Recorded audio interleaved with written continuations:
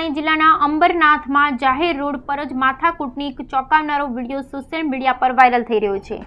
વાસ્તવમાં અંગત અદાવતને કારણે કલ્યાણ બદલાપુર સ્ટેટ હાઈવેના ચીખલોલી વિસ્તારમાં એક વ્યક્તિએ પોતાના જ પરિવારના સભ્યોને કાર વડે કચડી નાખવાનો પ્રયાસ કર્યો હતો।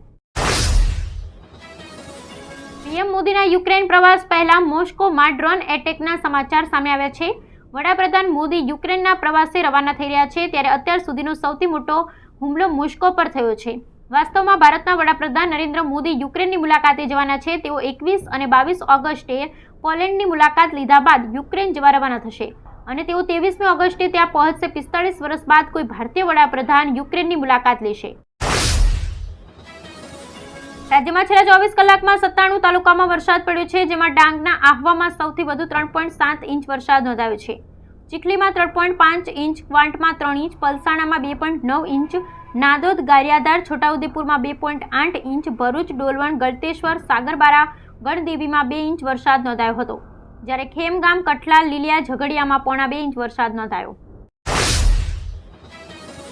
આજરોજ ગાંધીનગર ખાતે વિધાનસભાના ચોમાસા સત્રની બેઠક શરૂ થનાર છે, ત્યારે આ બેઠક પહેલા ભાજપની બેઠક થઈ હતી, જેમાં તમામ ધારાસભ્યોને પણ 3 લાઇન વ્હીપ આપવામાં આવ્યો હતો। ઉપરાંત ભાજપના તમામ ધારાસભ્યોને ગૃહમાં ફરજિયાત હાજર રહેવા સૂચના આપવામાં આવી છે તથા વિધેયક અને સરકારી કામમાં મતદાનને લઈ હાજર રહેવા સૂચના આપવામાં આવી હતી।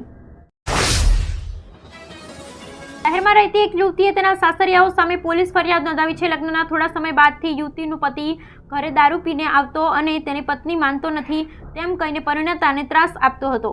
પતિ સહિત સાસરિયાઓ પણ 10 લાખ દહેજની માંગણી કરીને ત્રાસ આપતા હતા। આખરે કંટાળી પરિણીતાએ મહિલા પોલીસ સ્ટેશનમાં આ અંગેની ફરિયાદ નોંધાવી। કોલકાતામાં હોસ્પિટલમાં ફરજ બજાવતી મહિલા તબીબ પર નરાધમ યુવક દ્વારા દુષ્કર્મ આચર્યા બાદ તેની હત્યા કરવામાં આવી, જેના પડઘા સમગ્ર દેશમાં પડી રહ્યા છે। ગુજરાતમાં પણ તેની અસર જોવા મળી રહી છે।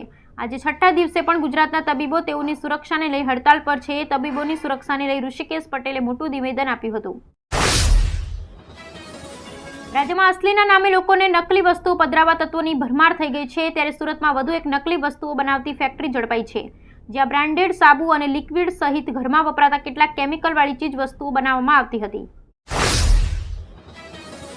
રાજ્યમાં ફરી ચોમાસું જામી રહ્યું છે। રાજ્યમાં હવામાન વિભાગ દ્વારા વરસાદની આગાહી કરવામાં આવી છે, જેને પગલે દક્ષિણ ગુજરાત સહિત જિલ્લાઓમાં વરસાદ વરસ્યો હતો। સૌરાષ્ટ્રમાં પણ વરસાદી માહોલ છવાયો છે।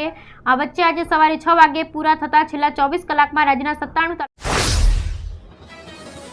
ગીર ગઢડાના નાના સમઠિયાળા ગામેથી પસાર થતી માલણ નદીમાં પૂર આવતા નદી બંને કાંઠે પાણી વહેતા થયા હતા। લોકો પાણી જોવા ઉમટી પડ્યા હતા। જોકે ભારે વરસાદને કારણે લોકોમાં ઠંડક પ્રસરી ગઈ અને ખેડૂતોમાં ખુશીનો માહોલ ફેલાયો।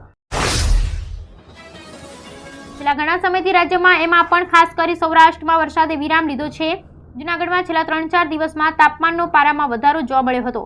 હાલમાં તાપમાન વાદળછાયું જોવા મળી રહ્યું છે, ત્યારે આગામી દિવસોમાં 26, 27, 28 અને 29 ઓગસ્ટ દરમિયાન સૌરાષ્ટ્રમાં ભારેથી અતિભારે વરસાદની શક્યતા હવામાન નિષ્ણાંતે વ્યક્ત કરી છે, જ્યારે બાકીના વિસ્તારોમાં હળવાથી મધ્યમ વરસાદની શક્યતાઓ રહેલી છે।